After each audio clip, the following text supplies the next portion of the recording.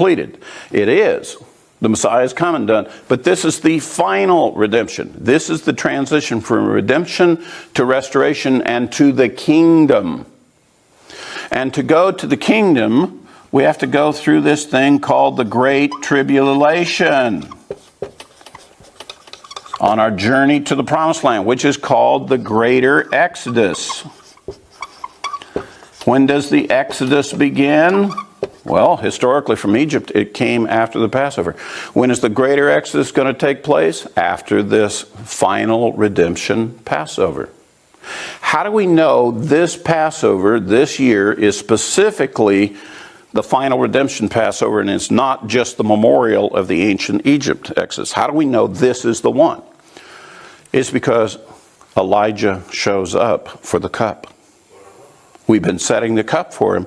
And when suddenly the report is Elijah is in the land, then we know this is the Passover that is for the final redemption and the beginning of the greater Exodus. And we're going to be going through the Great Tribulation, ultimately the great and terrible day of the Lord. All right? So where do we find in the New Testament that it talks about Elijah showing up before the Lord in the Great Tribulation so we know about the final redemption? Well, we have this incredible prophecy. Are you ready for this? Of the two witnesses. Guess what the best assessment is that one of the two witnesses is? Elijah.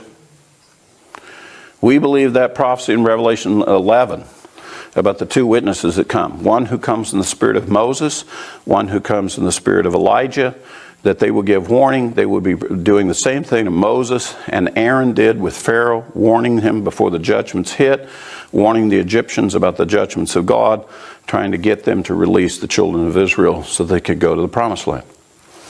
So we're going to have that prophecy being fulfilled, and we will know that he's in the world before that Passover because we see these two witnesses take their position at the Temple Mount in Jerusalem prior to the Passover in question.